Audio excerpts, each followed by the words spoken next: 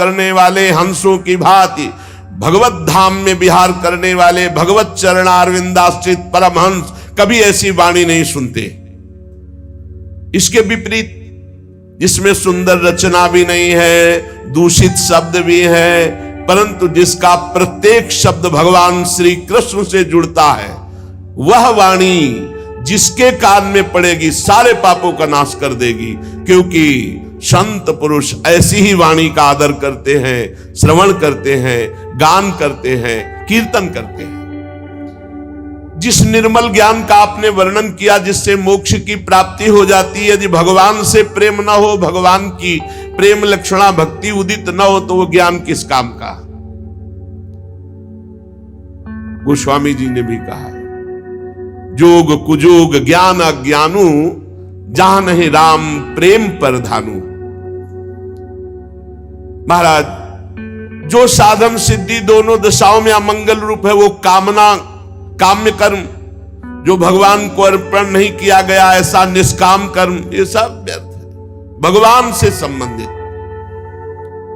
महाभाग व्यास जी, आपकी दृष्टि अमोघ है, आपकी कीर्ति पवित्र है, आप सत्य परायण दृढ़ व्रत हैं, इसलिए आप संपूर्ण जीवों को कैसे बंधन मुक्त किया जाए, इसलिए खिन्न है। वो होगा केवल अचिंत शक्ति भगवान श्री कृष्ण के लीला चरित्रों का गायन और श्रवण करने से। जो मनुष्य भगवान के नाम और रूप लीला गुण धाम के सिवा और कुछ बोलना चाहता है, उसी समय माया उसे फांस लेती है। सेवक जी महाराज कह रहे हैं, तब सुख हरिवंश गुण नाम रसना रटत, और बहुवचन अति दुख दानी। हानि हरिवंश के नाम अंतर परे, लाभ हरिवंश उच्चरत बानी। उसी समय दुख घेर लेगा जब भगवत चर्चा के सिवा प्रपंच की बात करोगे, फंसा लेगा। कोई न कोई अपराध वाणी का बन जाएगा, किसी की निंदा, किसी की अवहेलना। देवर्षि नारद जी कहते, जब कोई मनुष्य भगवान की चर्चा के सिवा और कुछ बोलने की इच्छा करता है, उसी समय भगवान की माया उसको चक्कर में फंसा लेती है, उसकी बुद्धि अपवित्र हो जाती है। जैसे हवा के झकोरों से डगमगाती हुई डोंगी को कहीं भी ठहरने का ठौर नहीं मिलता, ऐसे भगवत विमुख बुद्धि चंचल होकर माया में भ्रमित हो जाती, उसे कहीं ठौर नहीं मिलता। भगवान अनंत। कोई विचारवान विवेकी पुरुष संसार की वार्ता छोड़कर भगवान की चर्चा करता है, संसार की बातें सुनना बंद करके भगवान की बातें सुनता है, और वो परमानंद का अनुभव करता है। इसलिए जगत के कल्याण के लिए अब आप भगवान की लीलाओं का गायन कीजिए। बड़ी जोर की बात देवर्षि नारद जी यहां कह रहे, त्यक्त्वा स्वधर्मं चरणाम्बुजं हरेर, भजन पक्कोथ पते ततो यदि। बहुत जोर की बात है। यत्र क्वा वा भद्रमभूदमुष्य, किं को वार्थ आप्तो भजताम स्वधर्मतः। जो अपने धर्म का त्याग करके भगवान की शरण में हुआ, मर गया, कोई भजन साधन नहीं बना। जैसे आज सुना आपने, और शाम तक शरीर पूरा हो गया, कोई भजन साधन नहीं बना। भजन न तो परिपक्व हुआ न साधन बना, तो बोले क्या उसका मंगल हो सकता है? अभी कोई साधना नहीं बनी, कोई भजन परिपक्व नहीं हुआ, क्या मंगल हो सकता है? नहीं, इतने मात्र से भगवत प्राप्ति। भगवान की शरण में हो। त्यक्त्वा स्वधर्मं चरणाम्बुजं हरेर। ये बात समझना होगा कि अब तो सर्वधर्मान परित्यज्य मामेकं शरणं। जो भगवान ने आदेश किया, अब मैं वही स्वीकार करता हूं। त्यक्त्वा स्वधर्मं चरणाम्बुजं हरेर। ये अंदर की बात है। आज सत्संग सुना और मन में निश्चय किया कि अब सब धर्म कर्म भगवान के लिए, अब तो मेरे जीवन का एकमात्र लक्ष्य श्री कृष्ण, और मर गया। कोई साधन भजन नहीं हुआ। भजन न पक्कोथ पते ततो यदि, न भजन हुआ न कोई परिपक्व अवस्था आई, तो क्या होगा? यत्र क्वा वा भद्र मभूदमुष्य, क्या उसका मंगल हो सकता है? बोले कदापि नहीं। सीधे शरणागति का फल, सीधे शरण की प्राप्ति। और जो धर्मानुष्ठान खूब कर रहा है, भगवान की शरण में नहीं, भगवान का भजन नहीं करता, तो बोले क्या कभी उसका मंगल हो सकता है? नहीं। क्यों? ऐसे ऐसे अपराध बन जाएंगे। मान लो एक वैष्णव निंदा बन गई तो पूरे जीवन का स्वधर्मानुष्ठान सब चाट लिया। साधु अवज्ञा तुरंत भवानी, कर कल्याण अखिल के हानि। भक्तन निंदा अति बुरी भूल करे, जिनको किए सुकृत बहु जन्म के क्षण में दारे खोए। कौन सा लाभ मिल जाएगा यदि हरि से विमुख होकर धर्मानुष्ठान करता है? और हरि के शरणागत हो गया, सब धर्मों को भगवान के चरणों में समर्पित कर दिया और शरीर छूट गया, कोई भजन परिपक्व नहीं हुआ, तो भी उसे भगवत प्राप्ति होगी, क्योंकि वो भगवान की शरण में। त्यक्त्वा स्वधर्मम चरणाम्बुजम हरेर, भजन न पक्कोथ पते ततो यदि। पक्का नहीं हुआ, सिद्ध नहीं हुआ, कुछ नहीं, शरीर छूटा भगवान को, क्यों? भगवान की शरण में था। भगवान का उभय भांति ते आनो, दोनों स्थिति में लाओ, चाहे वो कामना से हो चाहे निष्कामना से, चाहे जैसे भाव से हो, अगर मेरे शरण में आ गया तो भगवान करे कोटि विप्र बदला गए, जाहू आए शरण तजो नहीं था। इसलिए बुद्धिमान पुरुष को चाहिए कि भगवत आनंद की प्राप्ति के लिए, दुख निवृत्ति के लिए एकमात्र भगवान की शरण ले लो। भगवान खुद गीता जी में कह रहे, दैवी हेषा गुणमयी मम माया दुरतया मामे ये प्रपद्यन्ते माया में ताम तरंत ते, जय घोष है, तर जाएगा। वही बात देवर्षि नारद जी कह रहे हैं। तिनके से लेके ब्रह्मा तक ऊंची नीची योनियां सब कर्म के फल स्वरूप हैं।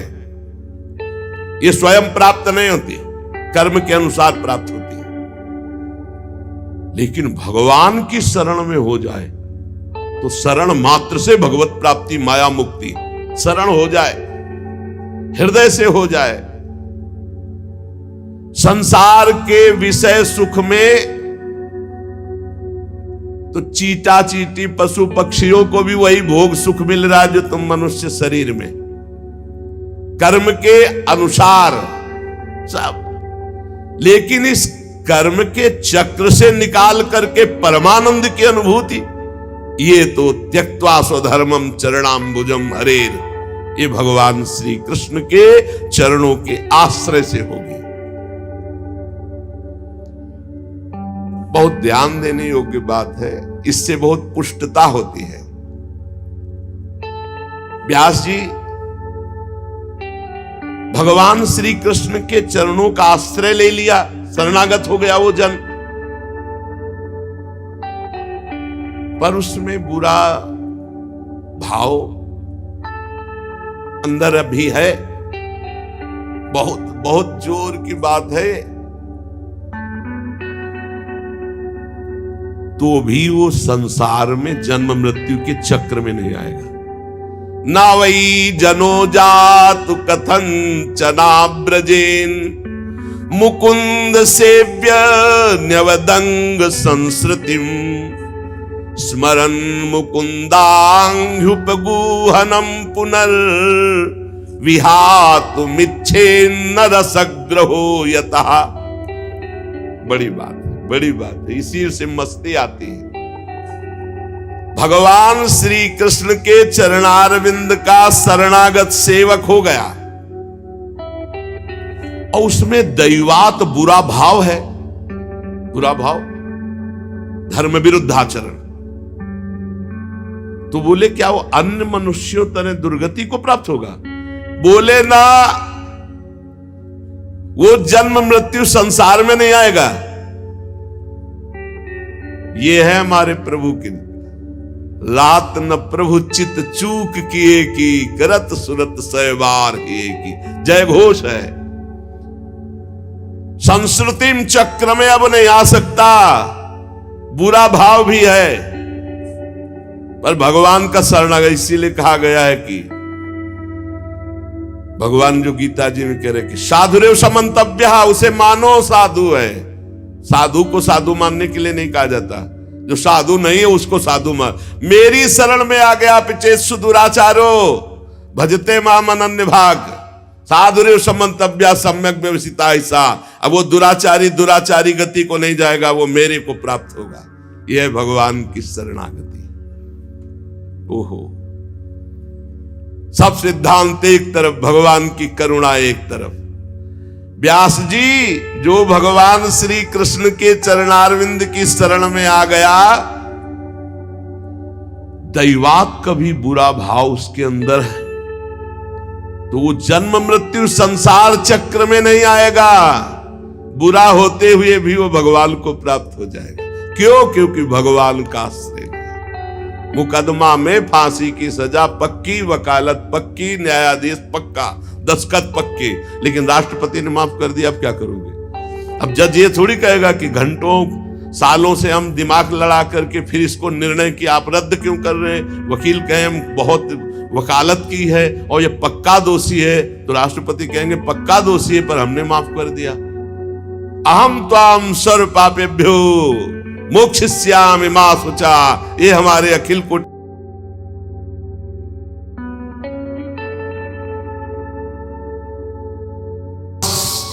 परिग्रह रहित जीवन होना चाहिए। राधे राधे प्रिय भक्तों, यदि आपका मन हर समय चिंता, डर, क्रोध, तनाव और बेचैनी से भरा रहता है तो आज का यह संदेश आपके जीवन की दिशा बदल सकता है। अंत तक अवश्य सुनिए, क्योंकि हो सकता है भगवान श्री कृष्ण आज खुद आपको यह वीडियो के सामने लाए हैं। यदि आप चाहते हैं कि ऐसे ही सत्संग और प्रेरणादायक प्रवचन आप हर रोज पहुंचते रहे तो हमारे चैनल को सब्सक्राइब करें, वीडियो को लाइक करें और कमेंट बॉक्स में एक बार राधे राधे अवश्य लिखें। मनुष्य का सबसे बड़ा मित्र भी उसका मन ही है। यदि मन शांत है तो छोटी सी झोपड़ी भी महल जैसी लगने लगती है, लेकिन यदि मन अशांत हो तो महल में रहने वाला व्यक्ति भी खुश नहीं रह सकता। भगवान श्री कृष्ण ने गीता में कहा है कि जिसने अपने मन को जीत लिया उसने संसार को जीत लिया, लेकिन जिसने मन को हारने दिया वह हर जगह दुखी ही पाया गया। आज हर व्यक्ति किसी न किसी चिंता में जी रहा है। कोई धन को लेकर परेशान है, कोई परिवार को लेकर, तो कोई नौकरी को लेकर, कोई भविष्य को लेकर। लेकिन याद रखिए, चिंता कभी समस्या का समाधान नहीं करती।